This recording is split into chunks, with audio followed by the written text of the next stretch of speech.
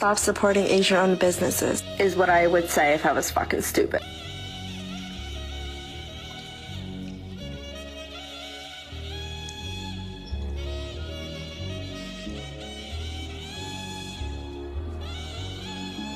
Cut Asian businesses. Please do. We'll get rid of the Chinese takeout, the dry cleaners, the laundromats. Let's get rid of the liquor stores as well.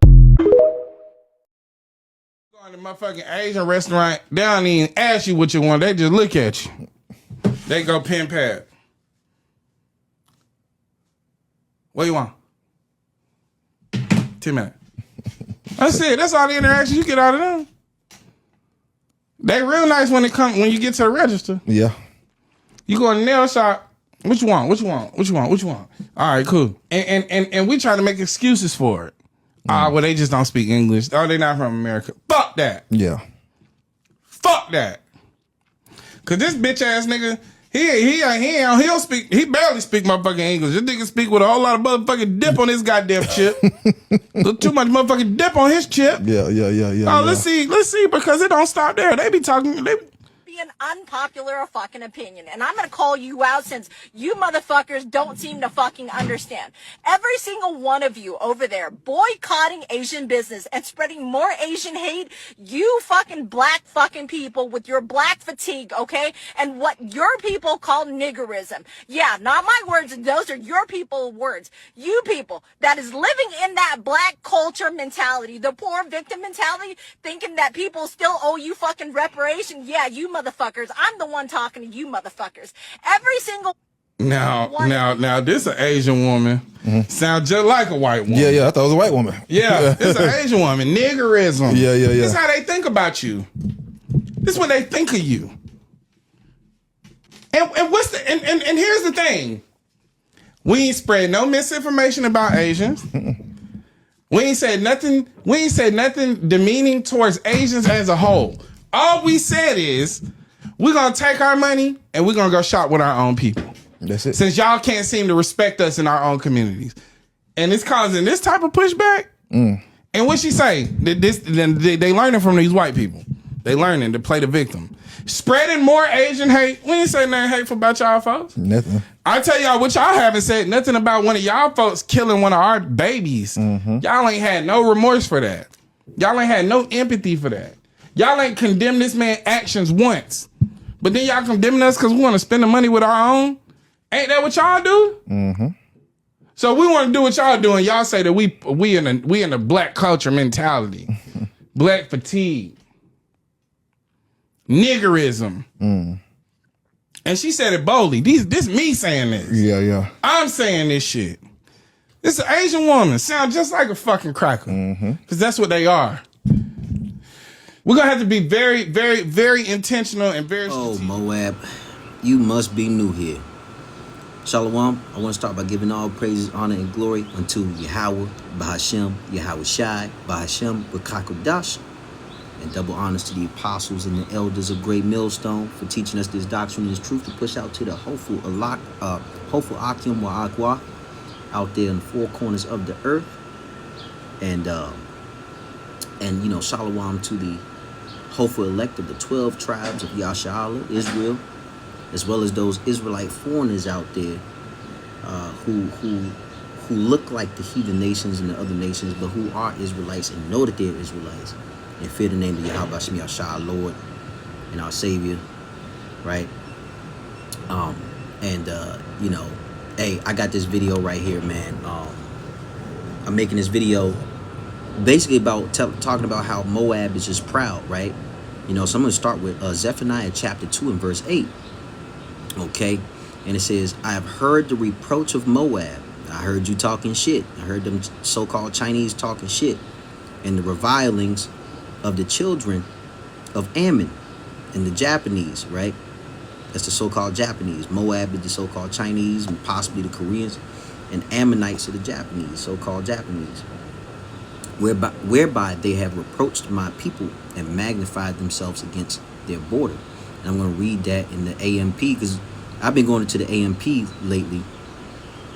And it says, I've heard the taunting of Moab and the revilings of the sons of Ammon with which they have taunted my people and become arrogant against their territory by violating Israel's boundary and trying to seize its land. Okay, and oh man, that kind of hit because these Moabs, they were only allowed by the so-called white man, which is Esau, which is Edom in the Bible. Esau, Edom in the Bible, to start certain kinds of businesses, and they had to start them in so-called Negro neighborhoods.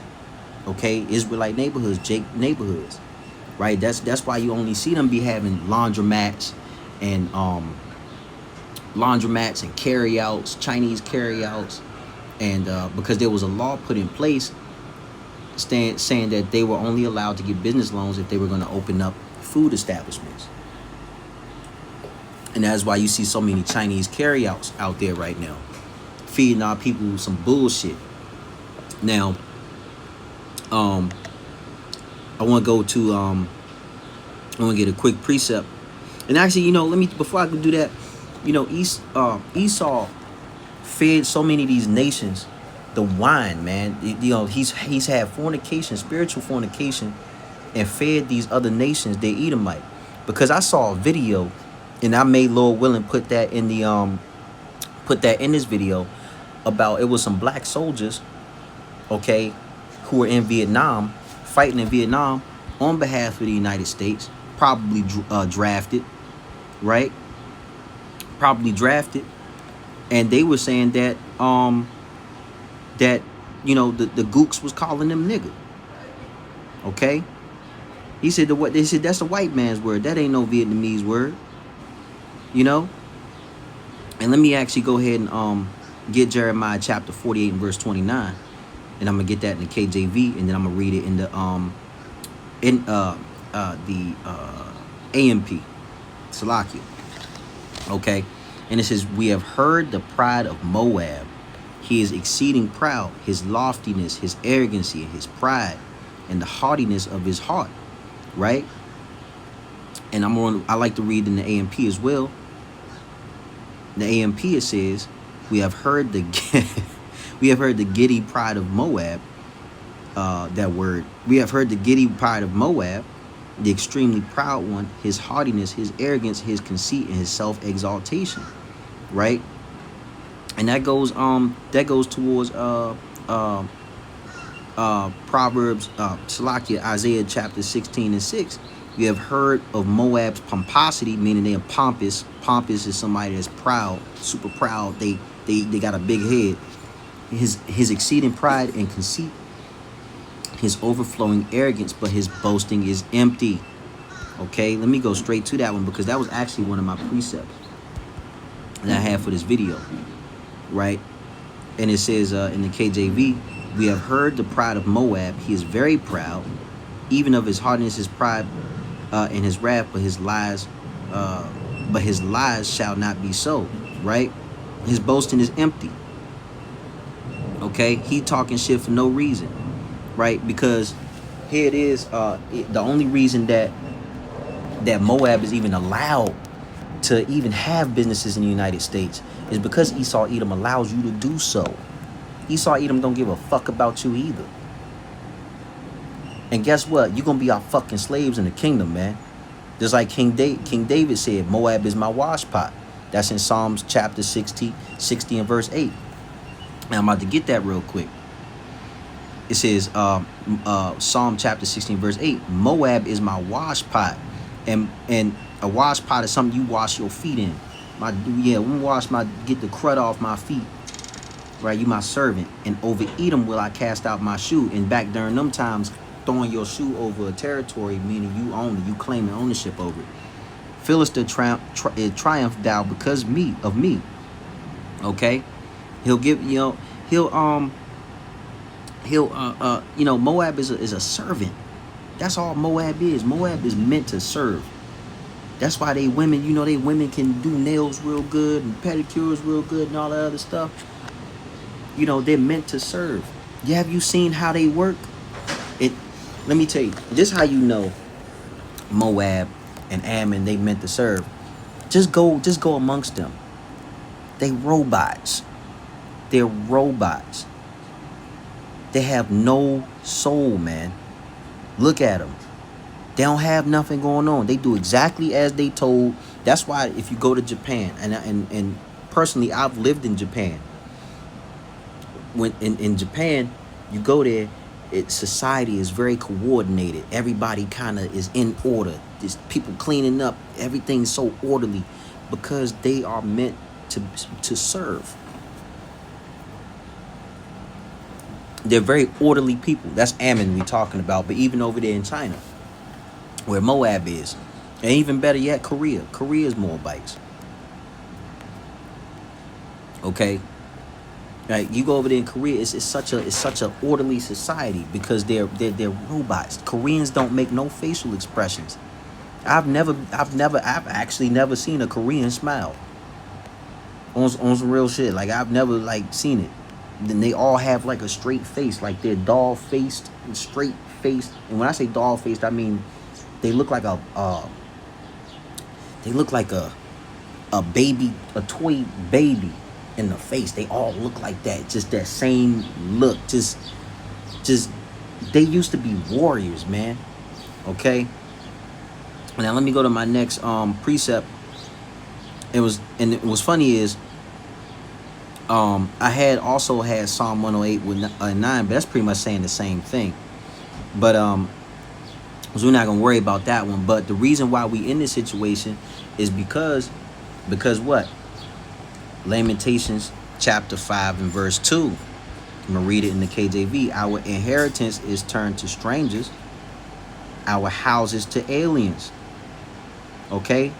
The Moabites are aliens, man. They're strange people. Okay, if you go to the Asian American Museum in DC, compare the Asian American Museum in DC. Right, go to the museum, you'll see the statues, you know, they look like anybody can do it. But if you go to the so-called African American Museum, the so-called Native American Museum, right, you'll see that the art is full of life. Okay? These people have no let me say they lack artistic like value. You know what I mean? Like I don't know how to say that, but they don't have it. They just don't have the salt. Right? And their women love us. Right? Let me get Psalm 37 and 25. Actually, no, this isn't it. I'm sorry, Salakia. This is from a previous video.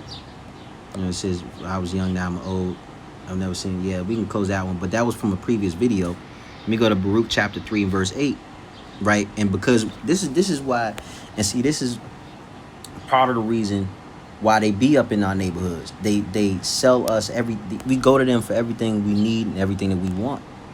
Right? You got to go to them to, if you live in the city, you know, you got to go to the laundromat. You know, they own the laundromat, they own the car wash, they own the gas station, they own the liquor store, and the convenience store. They're watching you. You just had this whole case with Rick Chow and the kid named Cyrus, right? Shot him in the back, right? You know, and then let me go ahead and read this verse. This is Baruch chapter 3 and verse 8. Let me go down to the King James Bible. It says, "Behold, we are yet this day in our captivity, where thou hast scattered us for reproach and a curse, and to be subject to payments, according to all the iniquities of our fathers, which departed from the Lord our God." This is why, okay, Baruch chapter 3 and 8.